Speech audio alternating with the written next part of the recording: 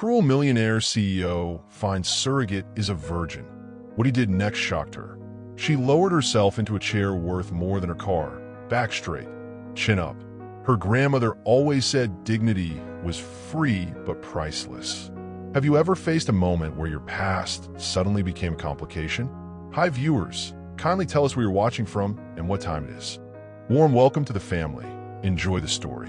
She had kept something precious for 24 years, until the day she walked into a gleaming Manhattan penthouse, ready to trade it for her family's future. Danielle Brooks clutched her worn leather purse tighter as the elevator climbed past the 50th floor. The numbers blinked higher, matching her rising heart rate. Back home in Georgia, the highest building was barely 10 stories. Here, she felt like she was ascending to another planet, one where people had so much money they paid others to have their babies. Floor 63, announced the elevator in a smooth voice that sounded nothing like the warm drawl she'd grown up with. The doors opened to reveal a reception area of glass and chrome. A blonde woman with perfect makeup glanced up, her smile professional but empty. Danielle Brooks for Horizon Surrogacy Consultation. Mr. Cole's team is expecting you. Danielle nodded, swallowing hard. 3 months ago, she'd been managing her grandmother's bakery, dreaming of fashion school, while watching her father's medical bills pile higher than wedding cakes. Then came a seizure that landed him back in the hospital. That same night, she'd spotted the surrogacy agency's ad promising six-figure compensation. Miss Brooks, a woman in a gray suit appeared. I'm Lisa Chun, legal counsel for Mr. Cole. Let's go through the paperwork. The contract laid everything out in cold terms. 9 months of her life, strict diet and exercise requirements, limited travel, regular medical examinations. In exchange, $200,000, enough to save her family's home, pay off medical debt, and maybe, just maybe, have something left for her fashion dreams. She thought of her father's hospital bed, the mortgage warnings, the disconnection notices. The medical screening was completed yesterday. Lisa asked, "Yes, ma'am. Everything at that clinic across town. And you understand, Mr. Cole requires complete confidentiality? No social media. No telling friends. Understand." Her pen hovered above the signature line. Was she really doing this? Carrying a stranger's baby for money? The prayer her grandmother taught her echoed. Family first, always. She signed. Lisa's phone buzzed. Her expression shifted as she answered, eyes darting to Danielle. "Yes, sir. I see. Yes, she's right here." Lisa hung up, her professional mask slipping for just a second. "Miss Brooks, Mr. Cole would like to see you personally. There's been an issue with your medical screening. Is something wrong with me?" Panic rose in her chest. "Not wrong, exactly." Lisa's voice dropped. "The tests show you're inexperienced." Heat flooded Danielle's face. "You mean, Mr. Cole doesn't typically meet surrogates, but this changes things." As the assistant led her down a hallway of windows showcasing Manhattan skyline, Danielle's stomach twisted. The word virgin had never felt like such an accusation before. Have you ever faced a moment where your past suddenly became a complication? When something you never thought twice about suddenly defined you in someone else's eyes? Tell me in the comments if you've ever been judged for a choice you made or didn't make.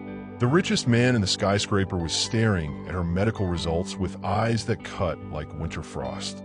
Richard Cole didn't look up when she entered his office. He remained focused on the tablet in his hands, as if she wasn't worth acknowledging yet. Tall windows framed a Manhattan skyline that seemed to bow at his feet. The Wall Street Journal hadn't exaggerated when they nicknamed him the Ice King. "Miss Brooks." When he finally spoke, his voice matched his reputation. Cool, controlled, precise.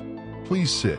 She lowered herself into a chair worth more than her car, back straight, chin up. Her grandmother always said dignity was free but priceless. "There appears to be a discrepancy in your application." He placed the tablet down, finally meeting her eyes. Up close, Richard Cole was younger than she expected, maybe mid-30s, with dark hair cut expensively short and eyes so intensely blue they seemed artificial.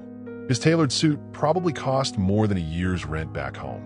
"I didn't lie about anything," Danielle said, her Georgia accent thickening under stress. One perfect eyebrow arched. You indicated previous pregnancy experience. No, sir, I didn't. The form asked if I had any pregnancies or births. I checked no because I haven't. But you neglected to mention you've never been with a man. Heat crawled up her neck. The form didn't ask about my personal life. A hint of something, amusement, flickered across his face. In my experience, Miss Brooks, innocence is always a negotiation tactic. So tell me, what's your real price? The insult landed like a slap. I'm not negotiating anything. I need the money, yes, but I'm not playing games. He studied her like she was a company he was considering buying only to strip for parts. The standard procedure requires artificial insemination. Your condition complicates things. Does it have to? Medically? No. But you're asking me to believe you'd give up something most would consider significant without trying to leverage it. Danielle leaned forward. Mr. Cole, my father needs round-the-clock care after his stroke. Our bakery is failing. I'm here because your money solves my problems. That's it. For several heartbeats, neither spoke. She refused to look away from those calculating eyes. Finally, he pressed a button on his desk phone. Lisa, rework the contract. Double the compensation. Danielle blinked. Double. With conditions. His voice dropped to a timbre that sent an unexpected shiver down her spine. You'll stay at my guest house during the process. I want my investment monitored. You think I'd run off with your baby? I think innocence is rare in my world, Miss Brooks. When I find it, I keep it close until I understand it. The way he said close made her skin warm despite the office's chill. When would I move in? Today. The procedure is scheduled for next week.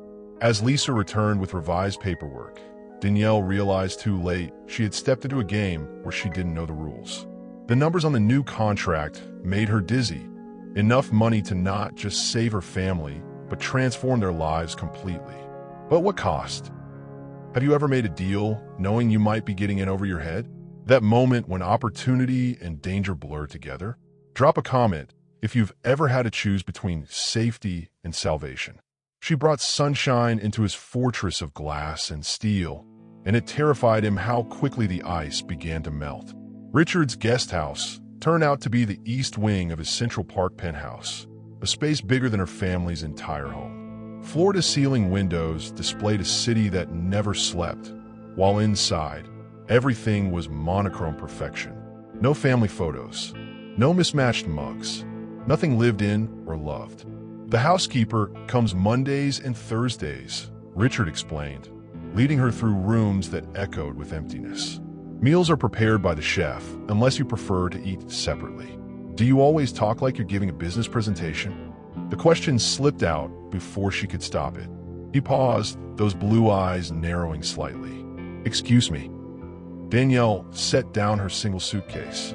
Sorry, it's just, you sound like you're reading from a manual called How to Host a Surrogate. For a moment, she thought she'd crossed a line.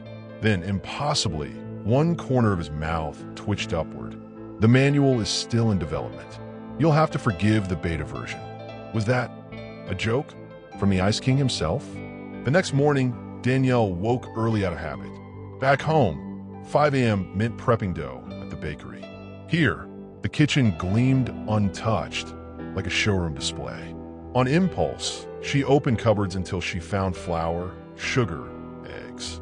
By 7, the scent of cinnamon rolls filled the air. She was sliding the second batch from the oven when Richard appeared, already dressed in another perfect suit, stopping abruptly at the kitchen entrance. What are you doing? Baking. She gestured to the cooling rack. Where I come from, we don't let people feed us without returning the favor. That's unnecessary. So, is your $800 coffee machine. But here we are. She pushed a plate toward him. Try one, unless your taste buds are too sophisticated for Southern comfort food. Something flickered in his eyes. Challenge accepted. He took a bite, and for a split second his mask slipped. Pure pleasure crossed his face before he controlled it. It's adequate.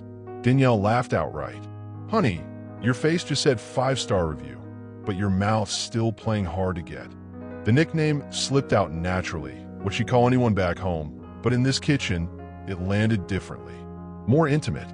His eyes darkened slightly. Over the next days, she added touches to her sterile quarters.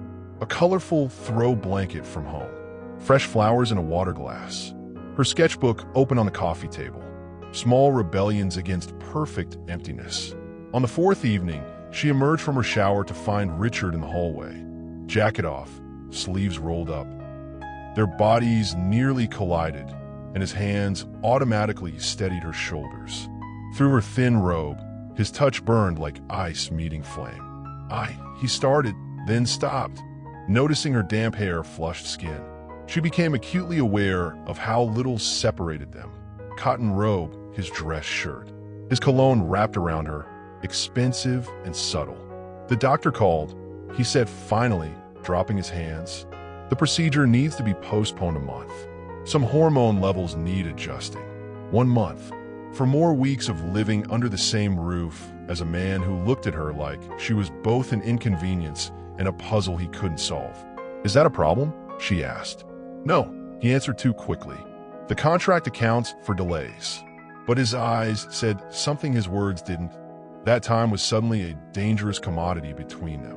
Have you ever felt that electric moment when boundaries begin to blur?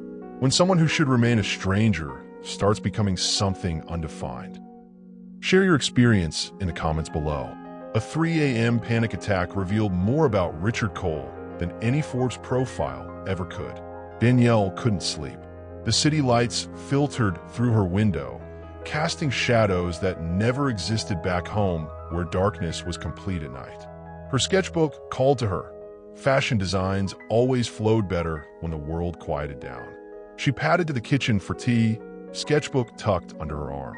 The penthouse was silent except for the faint hum of expensive appliances, until she heard it, ragged breathing from the darkened living room. Richard sat on the edge of the couch, head in his hands, chest rising and falling too rapidly. He didn't notice her until she switched on a small lamp. His head jerked up, eyes wild before recognition dawned. Gone was the impeccable CEO. This man looked haunted. "I'm sorry," she said softly. "I didn't mean to intrude." "It's fine." His voice was rough. "Just work stress." But his knuckles were white where they gripped his knees. Without thinking, Danielle sat beside him, leaving careful space between them. "My dad gets these too. Panic attacks." She kept her voice gentle. "Counting helps him. 5 things you can see for things you can touch." He shot her a look that would have withered most employees, but she simply raised an eyebrow, unimpressed. Surprisingly, he played along. 5 things: the coffee table, your sketchbook, the lamp, the skyline, He paused. "Your hair down." Something in his voice changed on the last item. She became aware that this was the first time he'd seen her with loose curls instead of her usual practical bun. "For things you can touch," she prompted, ignoring the flutter in her stomach. "The couch, the floor, this watch, and..." His fingers hovered near hers on the cushion between them, not quite touching. "Potentially your hand, though that would be inappropriate." Her breath caught. "Technically, I'll be carrying your child soon. I think hand touching falls below that threshold." A ghost of a smile touched his lips. His breathing had steadied. "What's this?" He nodded toward her sketchbook. "Just dreams." She hesitated, then opened it to her recent designs. "I wanted to study fashion before life happened." He leaned closer, examining the wedding dress she'd sketched. Modern lines with vintage-inspired details. "You're talented," says the man who probably wears nothing but Armani and Brioni. Tom Ford, actually. His finger traced the outline of her design. "You're wasting your talent in a bakery." The simple validation from someone who likely had fashion designers on speed dial made her throat tighten. "Not everyone gets to follow their dreams, Mr. Cole." "Richard," he corrected, their faces closer than they'd ever been. At 3 a.m, I think first names are permitted. The air between them charged with something dangerous and thrilling. His eyes dropped to her lips for just a heartbeat. Then his phone buzzed on the table. The harsh light of the screen illuminated a text. "Archer knows about the girl." Richard's face hardened instantly, reminding her that in daylight, he belonged to a world that would crush her dreams without a second thought. "Go back to bed, Danielle," he said, "all business again." Tomorrow will be a long day. Have you ever seen someone's walls come down, only to watch them rebuild twice as high? That moment when you glimpse who they really are, then lose it just as quickly? Tell me if you've experienced that whiplash of connection and retreat. She had never left Georgia before. Now she was crossing state lines at 40,000 feet with a man who had more secrets than she had sketches. Pack light. Business casual. We leave in 2 hours. That was all the explanation Richard offered when he informed her they were flying to Miami. No details about why a surrogate needed to accompany her employer across the country. Just a directive delivered over morning coffee, as if spontaneous private jet trips were normal. Now Danielle stared out the window as New York disappeared beneath clouds, trying to calm her racing heart. The jet's interior gleamed with leather and polished wood. A flight attendant had already offered champagne, which she declined. You've never flown before. Richard's observation, not question. Is it that obvious? You keep gripping the armrests. His eyes held something almost like amusement. The plane won't crash because your knuckles are white. Thanks for that reassurance, she muttered, forcing her fingers to relax. Why exactly am I coming to Miami? She asked. I doubt you need me for your business meetings. Richard sipped his scotch, studying her over the rim. Archer Telecommunications is trying to block my company's new security platform. James Archer will be at this conference. He responds to distractions. Understanding dawned. I'm the distraction. You'll pose as my executive assistant. Nothing inappropriate. Indignation flared. So, am I candy to distract your competitor? You're a beautiful woman accompanying me to a business function. If Archer focuses on that instead of his talking points, it's his weakness, not your purpose. The casual acknowledgement of her attractiveness caught her off guard. In their 2 weeks of cohabitation, he'd never once commented on her appearance. The plane hit turbulence, dropping suddenly. Danielle gasped, grabbing for something to steady herself. Her hand landed on Richard's, which had reflexively covered hers on the armrest. For a heartbeat, neither moved. His hand was warm, solid. Steady. Tell me about your family, he said, not removing his hand. Not the financial situation. I know that part. Tell me about them. The request surprised her more than the turbulence. Why do you care? Something vulnerable flickered across his face. Because in 12 hours, you'll meet people who know nothing about me except what Forbes publishes. It's refreshing to have someone see beyond that. So she told him about her grandmother who taught her to bake and sew, her father who worked 2 jobs until his stroke, how they turned their home kitchen into a bakery to survive. And your mother? He asked. Left when I was 10. Florida, last we heard. New boyfriend, new life. She shrugged. Dad made sure I never felt her absence. As the plane began its descent, the Miami coastline sparkling below, Richard finally moved his hand from hers. The conference hotel has an ocean view, he said, voice back to business. We'll have connecting rooms. With a door between them, I hope, she teased, trying to recapture the momentary connection. His expression turned serious. Always. Despite what you might think of me, I respect boundaries, Danielle. The hotel was the most luxurious place she'd ever seen. Palm trees, marble floors, staff who seemed to materialize with her smallest need. Richard was immediately surrounded by business associates, introducing her simply as Ms. Brooks, my assistant. That evening, left alone while Richard attended a preliminary meeting, she wandered down to the hotel bar, wearing the most sophisticated outfit she'd packed, a simple black dress that skimmed her curves. Well, hello, came a smooth voice beside her. You must be Cole's new toy. She turned to find a handsome man in his 40s, eyes roving over her body without subtlety. His hands settled on her waist, whiskey heavy on his breath. I'm James Archer, and you're much prettier than his usual type. Danielle tried to step back, but his grip tightened. Mr. Archer, James, please. I'd love to hear how a Southern belle ended up with the Ice King. Maybe over drinks in my suite. In that moment, she understood why Richard had insisted she come. She wasn't just carrying his future child. She was being used as bait in a game between titans. Have you ever realized you were a pawn in someone else's chess game? That moment when you discover you're part of a bigger plan you never signed up for? Let me know in the comments if you've been caught in someone else's power play. The Miami Ocean looked peaceful from their hotel balcony, but both knew they were drowning in waters far more treacherous than the Atlantic. Did he touch you? Richard's voice was deadly quiet as he closed the balcony door behind them. The conference reception continued below, but he'd practically dragged her away after finding her cornered by Archer. Just my waist. Danielle hugged herself, still feeling Archer's fingers digging into her skin. He wanted me to go to his suite. Something flashed in Richard's eyes. Something primal and possessive that sent a shiver down her spine. I shouldn't have put you in that position. His hands clenched the balcony railing. Archer's more dangerous than I anticipated. What does he want from you? This can't just be about business. Richard's jaw tightened. It's complicated. So uncomplicated, she challenged. I'm carrier child. I deserve to know what I'm mixed up in. The ocean breeze lifted her hair as they stood in silence. Below them, Miami nightlife pulsed with energy. Above, stars struggled to outshine city lights. 10 years ago, Richard finally spoke.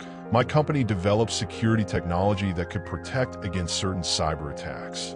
Archer's company wanted exclusive rights. I refused. That doesn't explain why he looked at me like I was property to steal. Richard turned to face her, his expression raw. Because his sister was the surrogate for my first child. She died during complications. The baby too. Danielle's hand flew to her mouth. Oh my God. Archer blamed me. Said I pushed for experimental treatments. He's been trying to destroy me ever since. And now I'm in the middle. Now you're... He stepped closer, hands gently framing her face. You're much more than the middle, Danielle. His touch sent electricity racing beneath her skin. The controlled CEO was gone, replaced by a man whose eyes revealed wounds he'd hidden beneath tailored suits and boardroom authority. I should never have involved you, he whispered, his breath warm against her lips. I signed a contract, she reminded him. This isn't about contracts anymore. His hands framed her face with unexpected gentleness, at odds with the storm in his eyes. I shouldn't want this, he whispered against her lips, but neither moved away. When his mouth finally claimed hers, it wasn't the calculated move of a businessman. It was surrender. His lips were soft but insistent, asking a question her body answered before her mind could catch up. Her hands found his chest, feeling his heart hammer beneath expensive fabric. The kiss deepened, his tongue teasing hers as her back met the balcony wall. One of his hands slid to her waist, pulling her closer until she felt the hard planes of his body against her softness. This wasn't in any contract. This wasn't business. This was pure, unfiltered need. Richard broke away first, breath ragged. We shouldn't. His phone rang, cutting through the moment. The screen displayed security team. His expression transformed as he answered. What? When? His eyes locked with hers, suddenly cold with fear. Get the jet ready. We're leaving now. The kiss left them both breathless, but it was the phone call that interrupted them that left her cold. Because in those few overheard words, she realized Richard Cole wasn't just hiding his emotions from the world. He was hiding something that could destroy them both. What was the last time danger made you feel more alive? Have you ever found yourself crossing lines you never thought you would when adrenaline and attraction collide? Share your experience in the comments below. The gates to his Hamptons estate opened like a fairy tale entrance. But Danielle knew better than anyone that even the most beautiful stories had warnings written between the lines. We'll be safer here, Richard explained as their car crunched up the white shell driveway. Fewer eyes. After their midnight escape from Miami, they'd flown directly to New York, then driven straight to Long Island. The Hamptons house wasn't what she expected. No flashy mansion, but an understated shingled estate nestled among sand, dunes, and seagrass. It was my grandparents, he said, noticing her surprise. Before the company took off, before everything, inside was none of the steel and glass of his Manhattan penthouse. Here, weatherwood floors creaked beneath their feet. Faded blue sofas faced a stone fireplace. Well-loved books filled built-in shelves. It doesn't seem like you, she observed. Maybe that's why I keep it. He set down their bags. Sometimes I need to remember who I was before. That night, She couldn't sleep, her mind replaying their kiss on the Miami balcony. Heat flooded her body at the memory of his hands, his lips, the barely restrained hunger in his touch. The sound of splashing drew her to her window. Below, the swimming pool glowed turquoise in the moonlight. Richard cut through the water in powerful strokes, his body a dark shadow beneath the surface. Before she could stop herself, she was walking downstairs, drawn to him like the tide to shore. He didn't see her until he reached the pool's edge, water streaming from his shoulders as he surfaced. Moonlight carved shadows across his chest, highlighting muscles usually hidden beneath custom suits. "Couldn't sleep?" he asked, voice echoing against the water. She shook her head, suddenly aware she wore only a thin t-shirt and sleep shorts. "Too much on my mind. Join me. I didn't bring a swimsuit to this escape plan." His eyes darkened. "I won't look." He turned his back as she hesitated, then slipped off her shorts, leaving the t-shirt to cover her underwear. The water was warm when she slid in, instantly wrapping around her like silk. "You could turn around," she said softly. When he did, something shifted between them. Here, away from Manhattan's sharp edges and Miami's dangers, they were just a man and woman floating under stars. "We need to talk about what happened," she began. "The kiss. Everything. Archer. The threat. Why we ran." Richard moved closer, water rippling between them. "Archer thinks I have proof that could implicate him in his sister's death." "He's right. Do you?" "Not yet, but I'm close. That's why he's so desperate to get to me. Through you." She absorbed this, treading water. "So what happens now?" "We wait. My security team is monitoring the situation." The distance between them had shrunk to inches. Water beaded on his eyelashes, making his blue eyes look impossibly bright. "And what about us?" She whispered. "What happens with this?" His hand found hers beneath the water. "This complicates everything. I know. You're carrying my child." "Not yet." His eyes dropped to her lips. "I should keep my distance." "You're not very good at that," she observed as his free hand came to rest on her waist beneath the water, skin to skin where her shirt floated up. "No," he agreed. "Not with you." His hand traced patterns on her bare shoulder as they watched the sunrise from his deck. "If things were different," he started, then stopped himself. The unfinished sentence hung between them like a promise neither could keep. She didn't know then that tomorrow's charity gala would expose every secret they were both keeping. Have you ever felt caught between what your mind knows is smart and what your heart desperately wants? That impossible choice between reason and feeling? Drop a comment if you've been torn between your head and your heart. Champagne flutes weren't the only things that shattered at the charity gala. So did every illusion she had about their arrangement. "You need to be seen," Richard had explained that morning. Hiding looked suspicious. The Hunter Foundation Gala is the perfect cover. Everyone who matters will be there. Now Danielle stood in the grand ballroom of the Metropolitan Museum, wearing a midnight blue gown Richard had somehow procured in her exact size. Diamonds, borrowed, he'd insisted, sparkled at her throat. She felt like an imposter among New York's elite. Women with legacy surnames eyed her with barely concealed curiosity. Men assessed her like a new acquisition. She clutched her champagne flute tighter, anchoring herself. "Breathe," Richard murmured near her ear, his hand warm against her lower back. "You belong here as much as anyone." We both know that's not true. Half these people were born into money they didn't earn. You've worked harder than most of them ever will. His defense surprised her, warming something deep in her chest. "Richard," a silver-haired woman approached, air kissing his cheeks. "Who?" "Is your lovely friend. Evelyn, meet Danielle Brooks, my consultant on the new community outreach program." Danielle played her part perfectly, discussing fictional plans for youth centers while scanning the room for threats. Richard remained close, their bodies gravitating toward each other, even in crowds. "May I have this dance?" he asked as the orchestra began a waltz. On the dance floor, his hand at her waist felt like a brand. He guided her effortlessly, their bodies moving in perfect synchrony. "Everyone's watching us," she whispered. "Let them." His eyes never left hers. "You're the only real thing in this room." The raw honesty in his voice stole her breath. This wasn't the calculated CEO or even the vulnerable man from the pool. This was something new, something she'd never expected to find in Richard Cole. "I need some air," she said suddenly, overwhelmed. He nodded toward a side door. "The garden terrace. I'll join you in 5 minutes." The night air cooled her flushed skin as she stepped outside. Stars struggled to compete with Manhattan's glow. She closed her eyes, steadying herself against stone balustrade. "Enjoying the view, Miss Brooks? Or should I say the future Mrs. Cole?" Her eyes snapped open. James Archer stood before her, smiling like a predator.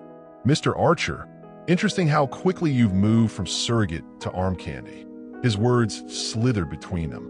"Does Richard think that's enough to protect you?" "I don't need protection. Don't you?" He stepped closer. "You think you're special? The first woman to warm the Ice King's bed?" His wife thought she was special too, until he decided her medical complications were too inconvenient. His wife. Archer's smile widened. "Oh, he didn't tell you? Catherine wasn't just a surrogate. She was his wife." They kept it quiet.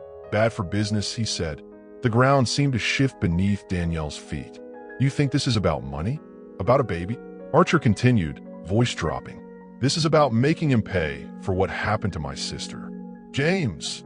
Richard's voice cut through the night like a blade. "Step away from her." Archer turned, smirking. "Just getting acquainted with your latest victim, Cole." Security guards materialized, flanking Richard. "We're leaving," Richard said to Danielle, eyes never leaving Archer. "Running away again?" Archer called after them. "It won't save her. I've already made the call." Inside a private room off the ballroom, Richard pulled out his phone, barking orders to someone named Davis. Danielle stood frozen, mind reeling. "Your wife?" she finally managed. "The surrogate was your wife?" Richard froze mid-sentence, then dismissed the security team with a nod. "Catherine and I married quietly. It wasn't public knowledge. You let me believe she was just a surrogate. It's complicated. Stop saying that." Her voice rose. "I'm carrying your child, living in your home, kissing you in moonlight, and you're still keeping secrets." His face hardened, then crumpled. From his jacket, he pulled out their contract, ripping it in half with deliberate motions. "The contract is void. You're free to go. That's not what We need to leave. Now." His voice broke on the last word, fear replacing anger. Archer wasn't bluffing. "We're not safe here." The look in Richard's eyes as he ripped up their contract was unlike anything she'd seen before. Not cold calculation, but raw fear. The next thing she knew, they were in his private helicopter, the New York skyline receding as they fled toward an uncertain safety. Have you ever discovered you were caught in something much bigger than you realized? That moment when you learn you're just seeing the tip of an iceberg? Tell me about a time when a revelation changed everything you thought you knew. The safe house was buried deep in Montana wilderness, but the real isolation was the truth he finally revealed under star-filled skies. The private plane landed on a rural airstrip at dawn, a rugged SUV waiting for them. Richard hadn't spoken during the flight, except to check if she needed anything. The contract lay torn between them, a physical representation of everything broken. "Where are we?" Danielle finally asked as they drove through pine forests that stretched endlessly. "Montana. My family has land here. No one knows about it except Davis, my head of security." The cabin appeared after an hour of dirt roads. Not the rustic shack she expected, but a modern structure of glass and timber that seemed to grow from the mountainside itself. "We should be safe here," Richard said, carrying their bags inside. "Archer can't trace us." The interior was warm wood and leather, with a wall of windows overlooking snow-capped peaks. A fire sprang to life in the stone hearth with the flick of a switch. Under different circumstances, it would have been romantic. "Are you hungry?" he asked, moving toward the kitchen. "I want the truth." She stood her ground. "All of it." Their eyes locked across the room. For the first time since she'd met him, Richard Cole looked defeated. "Catherine was my wife," he began. "We married quietly because her brother, Archer, disapproved. She wanted a baby desperately, but couldn't carry to term. After 3 miscarriages, doctors suggested surrogacy." He moved to pour 2 glasses of whiskey, handing her one. "We found a surrogate. Everything was proceeding normally until the 5th month when there were complications. Catherine, his voice faltered. Catherine insisted on an experimental treatment. The doctors advised against it, but she wouldn't listen. And you didn't stop her? I tried. His knuckles whitened around his glass. We fought about it. I was in Tokyo when she went ahead with the procedure anyway. By the time I got back, she was gone. The baby too. I'm so sorry. Danielle's anger softened. Archer blamed me. Said if I'd been there, if I'd stopped working for 5 minutes, she'd still be alive. Maybe he's right. Outside, snow began to fall, adding to the otherworldly isolation. That's why you were so specific about the surrogacy contract.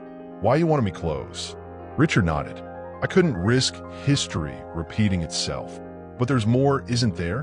What does Archer want now? Richard moved to the fireplace, staring into flames. Before she died, Catherine recorded a video diary. In it, she admitted to taking black market fertility drugs Archer supplied. Drugs that ultimately killed her. He's been covering it up. He runs a pharmaceutical subsidiary. If it came out that he gave his sister untested drugs, everything he's built would collapse. And you have this diary? Not yet. It's in a safety deposit box that requires both my thumbprint and a code only Catherine knew. I've been trying to crack it for years. Night fell over the mountains, the cabin's lights reflecting against endless darkness outside. They moved like cautious animals around each other, the weight of truth creating new boundaries. After a silent dinner, Danielle found herself on the deck wrapped in a blanket, staring at stars brighter than any she'd seen before. The door slid open behind her. You should come inside. It's freezing. It's beautiful out here. She didn't turn. No city lights drowning out the stars. Richard joined her, keeping careful distance. I should have told you everything from the beginning. Would it have changed anything? I still would have signed. But you might not have. He trailed off. Fallen for you? She finished quietly.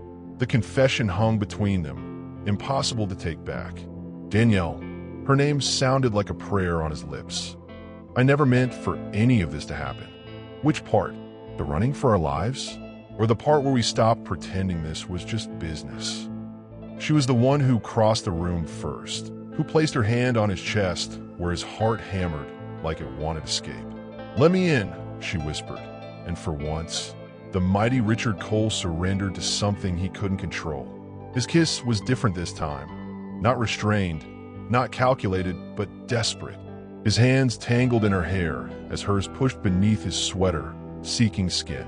They stumbled backward into the cabin, mouths never separating, breaths mingling in the cold air. Are you sure? He asked against her throat, the question vibrating against her pulse. I've never been more sure of anything. Their bodies came together with none of the awkwardness of first-time lovers. Every touch felt like coming home to a place she'd never been. His hands mapped her body with reverence, finding places she didn't know could feel so much. When he finally moved above her, their eyes locked in the firelight. She felt the last walls between them crumble.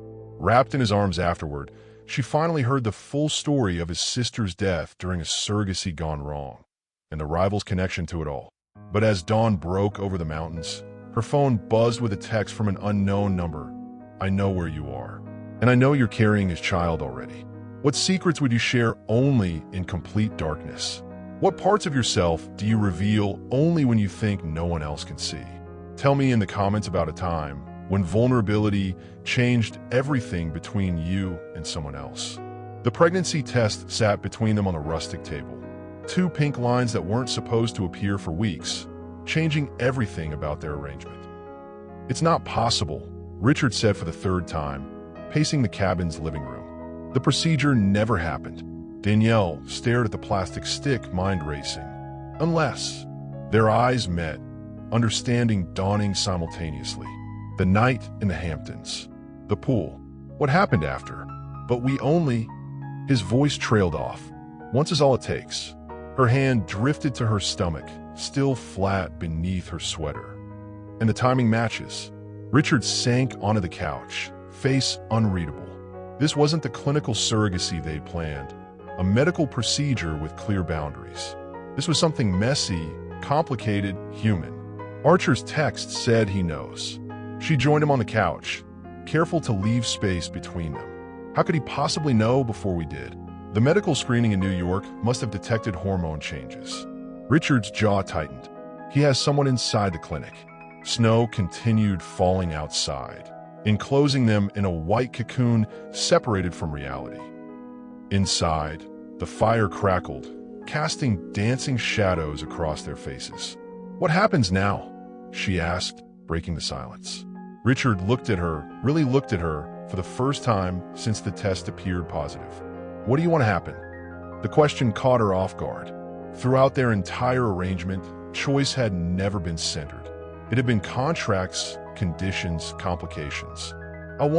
She hesitated. "I want to stop running. I want the truth to come out. I want Archer to face consequences." And the baby? Her hand instinctively covered her abdomen.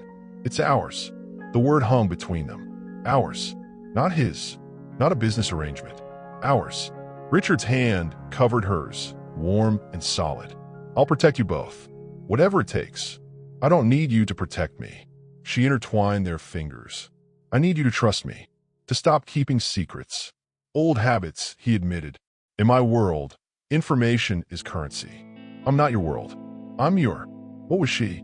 Not just a surrogate anymore. Not quite a girlfriend. "I'm carrying your child." He pulled her closer, one hand gently resting on her stomach. The tenderness in his touch brought unexpected tears to her eyes. "I used to think I wanted an heir," he said quietly. "Someone to leave everything to. Now I realize I just wanted something real in a life built on appearances."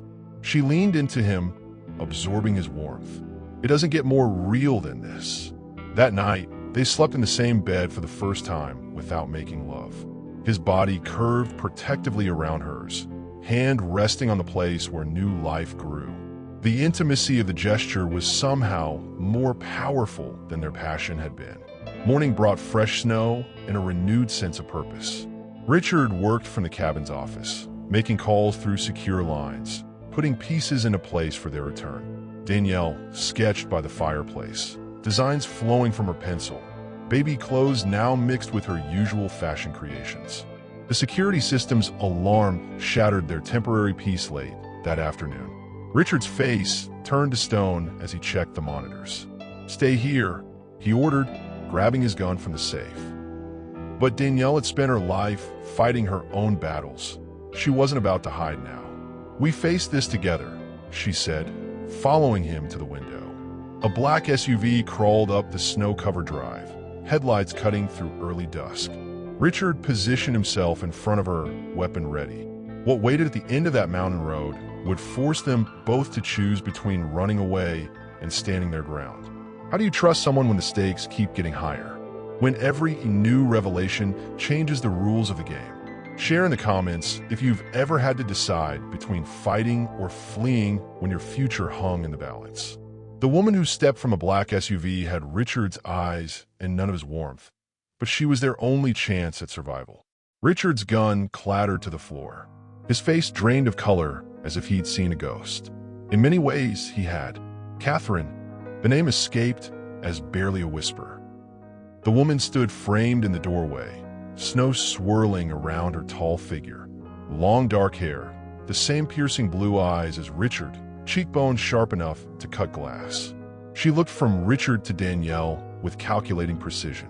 "Hello, Richard. It's been a while." Danielle's mind raced to catch up. Catherine, Richard's wife, the one who supposedly died 10 years ago.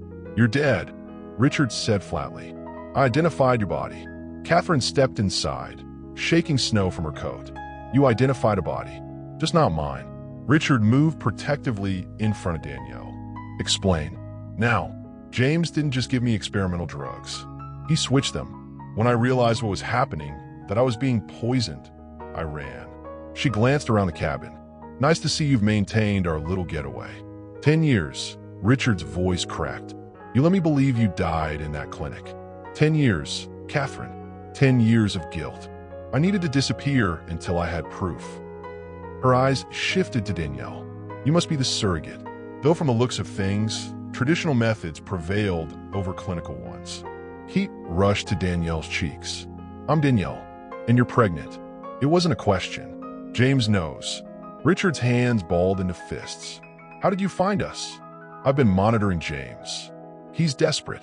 The pharmaceutical merger goes through next week. It will triple his net worth unless someone exposes what his drug division really does."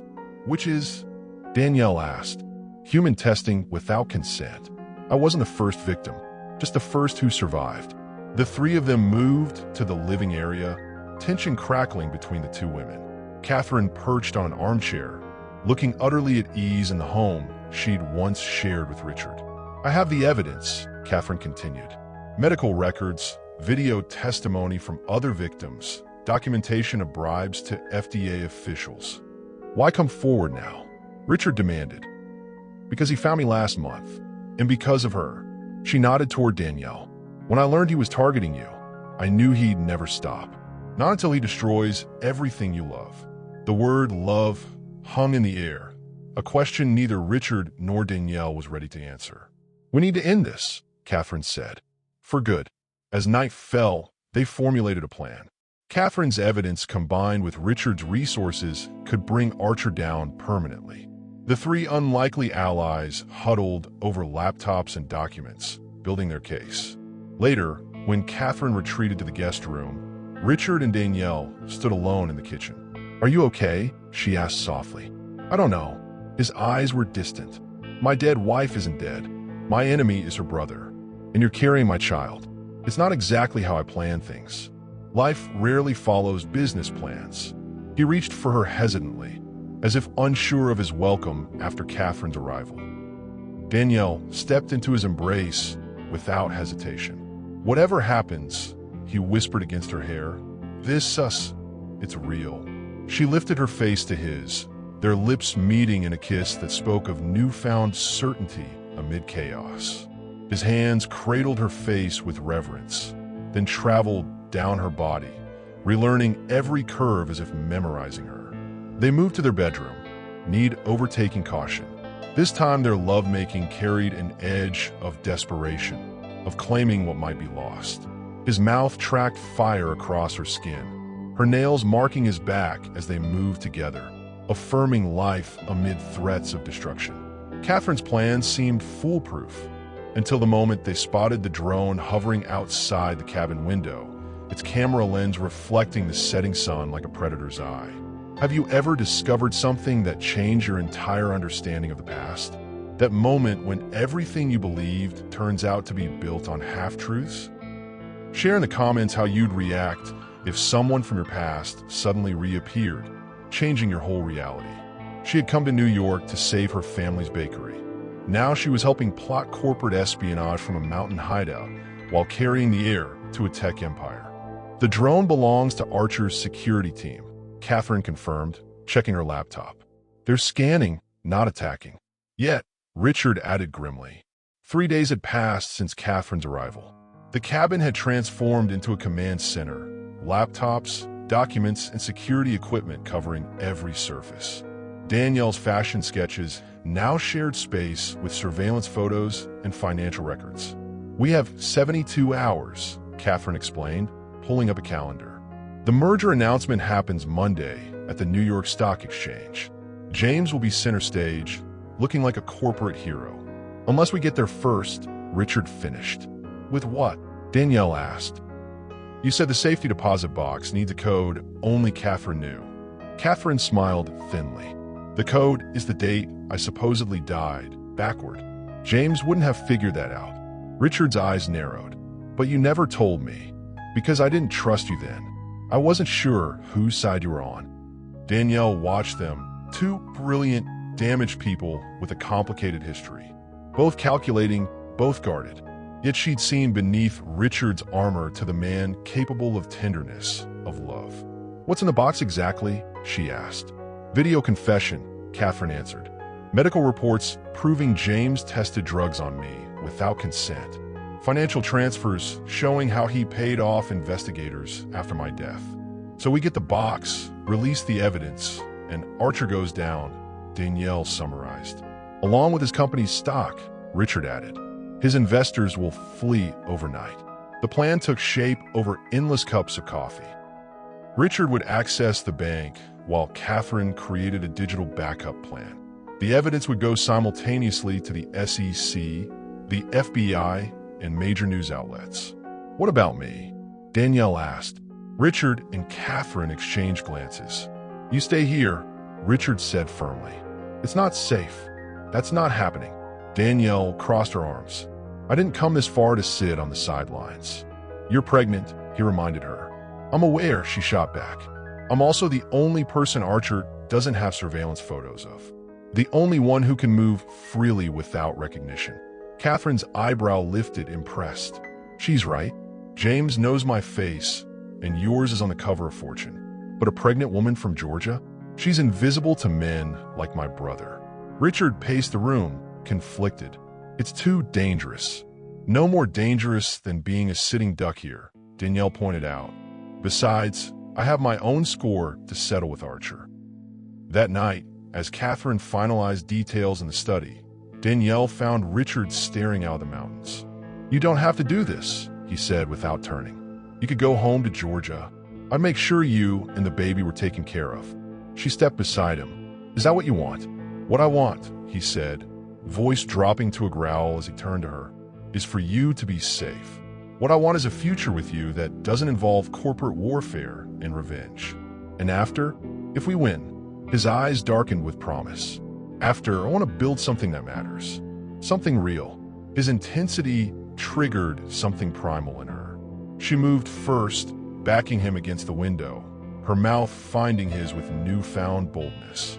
"I'm not glass," she whispered against his lips. "Stop treating me like I'll break." His control snapped. In one fluid motion, he lifted her onto the nearby desk, plans and documents scattering. "Show me what you want," he growled, and for once, she didn't hesitate. Their bodies came together with urgent need, clothing pushed aside rather than removed. His mouth claimed her neck, her shoulders, as she wrapped her legs around his waist. The desk creaked beneath them as they moved together, the thread of discovery adding a forbidden edge to their passion. Later, wrapped in blankets on the cabin floor, they mapped new plans and possibilities. A future beyond survival, beyond revenge. The plan was set for dawn. Return to New York, confront the rival, expose the decade-old cover-up. But as Richard finally fell asleep, Danielle slipped from the bed, took his car keys, and left a note. "I'll end this my way." She had realized the one advantage they hadn't leveraged yet. No one knew who she really was. Well, have you discovered strength you never knew you had? That moment when you realize you're not just surviving a situation, but taking control of it? Tell me in the comments about a time you found courage you didn't know was inside you. She walked into the rival's Manhattan office wearing not designer clothes, but her grandmother's pearls. Her only armor, the truth, and a voice recorder in her pocket. The Archer Telecommunications building stretched toward clouds, all gleaming glass and corporate prestige. Danielle smoothed her simple navy dress, the one she'd worn to her father's hospital appointments, not the couture Richard had bought her. Her hair was pulled back in a modest bun, minimal makeup highlighting her natural features. Looking like herself had never felt so strategic. "May I help you?" The receptionist's practiced smile barely concealed her assessment. "I have an appointment with Mr. Archer." The lie rolled off Danielle's tongue with surprising ease. "Danielle Brooks, regarding the Cole surrogacy." The receptionist's eyebrows lifted slightly, recognition. One moment. Within minutes, Danielle was escorted to the executive floor. James Archer's corner office showcased Manhattan from 60 stories up, the man himself standing at the window like a king surveying his domain. "Miss Brooks." His smile didn't reach his eyes. "Quite brave, coming here alone. I'm not the one hiding behind lawyers and threats." She remained standing though he gestured to a chair. "Where's Cole?" Sending a pregnant woman to fight his battles seems beneath even him. "Richard doesn't know I'm here." That caught Archer's attention. He circled his desk, studying her. "Why would a surrogate go rogue?" "Because I want to understand what this is really about before my baby gets caught in a war that started before I was even in the picture." Her hand slipped casually into her pocket, activating the recorder. Archer laughed. pouring himself a whiskey. You think this is just about business? Or even my sister? Tell me what it's about, then. Power. Control. He sipped his drink. Cole took everything from me. My sister. The security technology that should have been mine. Market share. Your sister isn't dead. The glass froze halfway to his lips. Excuse me. Catherine is alive.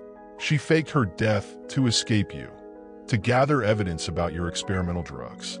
His momentary shock hardened into calculation. Interesting story. Completely false, but creative. The safety deposit box at First Manhattan Bank says otherwise. Archer moved toward her, menace replacing charm. You're in over your head, Georgia girl. This isn't some small-town dispute over property lines. Cole manipulates people. It's what he does. He's using you just like he used Catherine. For surrogacy? As a shield. Archer's voice dropped. When the drugs I developed caused complications, he pushed for experimental treatments instead of protecting her. All because he wanted an heir more than he wanted a wife. The recorder captured every word as Archer continued, anger loosening his tongue. He detailed the cover-up, the falsified death certificate, the bribes, all while trying to paint Richard as the villain. The merger announcement on Monday makes all of this go away, he finished. My pharmaceutical division becomes untouchable, legally separated from any past actions. And that's worth destroying Richard? Worth threatening an innocent woman and her unborn child? Archer smiled coldly. Business requires sacrifice. Something your boyfriend understands perfectly. She'd heard enough. With the confession recorded, Danielle rose to leave.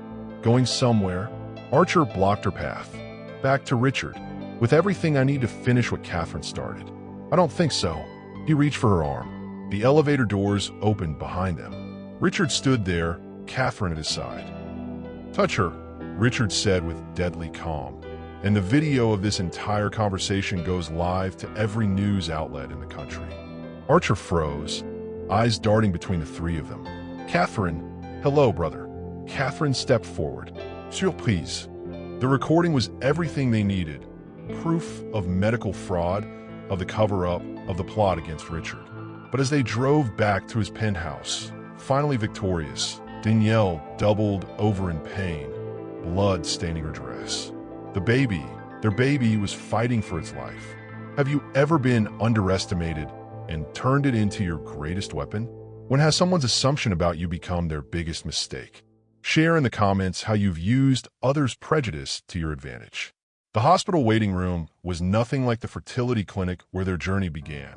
Sterile walls couldn't contain the raw emotion of possibly losing what had become more than a contract. Please, Richard begged the nurse. I need to be with her. Family only during emergency procedures, sir. She's carrying my child. He faltered, lacking the word for what Danielle had become to him. Catherine stepped in. He's her fiancé. Please. The lie worked. Richard was ushered through swinging doors while Catherine remained behind, coordinating with her legal team to process the evidence against her brother. Inside the examination room, Danielle lay pale against white sheets, medical equipment beeping around her. Her hand reached for his immediately. I'm sorry, she whispered. I shouldn't have gone alone. Shoo. He pressed his lips to her forehead. You were braver than any of us. The doctor entered, ultrasound equipment in tow. Ms. Brooks, we need to check on the baby. The next moment stretched like years. Cold gel on Danielle's stomach. The doctor's concentrated frown. Richard's hand gripping hers so tightly it hurt. Then a sound. Fast, rhythmic, determined. There's the heartbeat, the doctor said. Strong. Richard's composure cracked. A single tear tracked down his face as he stared at the monitor, showing a tiny, flickering light. Their child, alive. The bleeding, stress-induced, not uncommon in early pregnancy. The doctor pointed to the screen. Everything looks normal, but I want you on bed rest for at least a week. Alone together after tests confirmed the pregnancy remained viable. Richard sat beside Danielle's bed, their fingers intertwined. You could have died, he said quietly. Both of you. But we didn't. I watched doctors try to save someone I loved once before. I can't do it again. The word hung between them. Loved. Richard. Her voice was soft but steady. What happens now? With Archer? With Catherine? Catherine's releasing the evidence tonight. Archer will likely be arrested before morning. He rubbed his thumb across her knuckles. After that, she wants to disappear again. Start fresh somewhere new. And us. I didn't know I could feel this way. He confessed, voice breaking. This isn't about the baby anymore. It's about us, you and me. The Ice King melted, she teased gently. Completely. He brought her hand to his lips. You never signed up for any of this. Neither did you. Falling in love wasn't in the contract. There it was, the word they'd been circling for weeks. That night, after she was released with strict instructions to rest, Richard brought her back to the penthouse. The same place where their journey began, now transformed by everything between them. In the guest room, her room, he helped her into bed with gentle hands. When he made to leave, she caught his wrist. Stay. Their reunion was gentle, mindful of her condition. His hands explored her body with reverence, his lips following with whispered promises against her skin. When they joined, it wasn't with the desperate passion of the cabin, but with something deeper, commitment, belonging, future. Morning brought news reports of James Archer's arrest, his company's stock in freefall. Catherine had done exactly as promised, delivering justice before disappearing again with a new identity. The doctor's smile delivered the miracle. The baby was safe. But as Richard reached for her hand, his face suddenly serious. Danielle realized he was about to ask a question that had nothing to do with their contract and everything to do with the rest of their lives. When has a crisis shown you what truly matters? Has there been a moment when everything was stripped away except what's essential? Comment below about a time when you discovered your true priorities through challenging circumstances. The bakery windows gleamed in the Georgia sunrise, new sign hanging proud.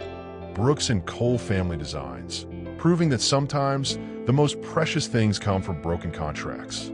6 months after Archer's arrest, Danielle stood in the transformed space that had once been her grandmother's bakery. The front still sold her family's famous cinnamon rolls, but the back now housed a design studio filled with fabric swatches, sketches, and a top-of-the-line sewing machine. Through the window, she watched Richard on the phone, pacing the sidewalk in designer jeans and a casual button-down. No tie, no formal suit. His transformation from Manhattan shark to small-town partner had surprised everyone except her. Fashion empire runs just as well from Georgia as New York. He'd argued when suggesting they split time between locations. And the air's better for the baby. Her hand rested on her growing belly, now prominently rounded beneath her flowing dress. The baby, a girl, they'd learned, kicked vigorously as if agreeing with her father's assessment. Your daddy's empire used to be microchips, she murmured to her stomach. Now he's building something entirely different. Inside, her father arranged fresh pastries. His mobility improved after specialized treatments Richard had arranged. The bakery now employed 4 local women, including 2 single mothers from Danielle's church. Richard finished his call and came inside, instantly moving behind her to wrap his arms around her, hands cradling her belly. How are my girls today? Restless. Danielle laughed as another kick made his hands jump. She's going to be a dancer or a boxer, or a CEO, he suggested, kissing her neck, or a baker, or a designer, or whatever she wants to be. That freedom of choice, the thing Danielle had almost lost in desperation, was what they'd promised their daughter from the beginning. The bell above the door jingled as customers began arriving. Savannah was waking up, ready for morning treats and coffee. Danielle greeted everyone by name, her community embracing her return and her new family with typical Southern grace. Later, after closing, Richard led her upstairs to the renovated apartment above the shop. They'd kept the original wooden beams, but modernized everything else, creating a perfect blend of his aesthetic and her heritage. I received a postcard today, he said, pulling an envelope from his pocket. No return address, but the handwriting was Catherine's. Is she okay? Seems to be. Somewhere in Europe. She's found peace, finally. They had too. After the media frenzy surrounding Archer's arrest and trial, they'd retreated to Georgia to await their daughter's birth. Richard ran his technology company remotely, flying to New York only when absolutely necessary. Meanwhile, Danielle's designs had caught the attention of a boutique fashion house after Richard subtly shared her portfolio. Her maternity collection was now in production, with a children's line to follow. She had come full circle, not as the desperate girl willing to sell herself to save her family, but as a woman who had found strength in vulnerability and power in love. That night, after dinner on their rooftop garden overlooking downtown Savannah, Richard took her hands in his. "I've been waiting for the perfect moment," he began, suddenly uncharacteristically nervous. "For what?" He pulled a small velvet box from his pocket. "To do this properly." Inside nestled a ring unlike any she'd expected. Not a massive diamond, but a vintage sapphire surrounded by smaller stones. "It was my grandmother's," he explained. "The woman who taught me love before business." Before I forgot the lesson, tears filled Danielle's eyes as he knelt despite her protests about his expensive jeans on the rooftop floor.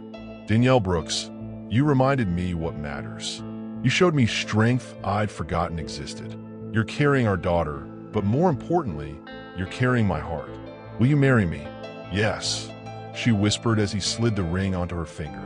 "But only because you asked so nicely." His touch had changed over the months. No longer tentative or controlling, but reverent. "You saved me," he whispered against her skin later that night. Not from him, but for myself. Her answer was in the way she moved against him. No barriers between them anymore. The contract that brought them together lay framed on their bedroom wall, torn in half, a reminder that the most valuable things in life can never be signed away or purchased, only earned through courage and protected with love. What would you have done in Danielle's shoes? Would you have walked away when things got complicated or fought for love against all odds? Tell me in the comments what choices you might have made differently in her journey from surrogate to soulmate. If this story touched your heart, hit that like button. Subscribe for more stories that make you feel, think, and maybe even heal a little. Tell me in the comments what aspect of their journey resonated most with you. And remember, the most powerful connections aren't formed by contracts, but by courage to be vulnerable when it matters most.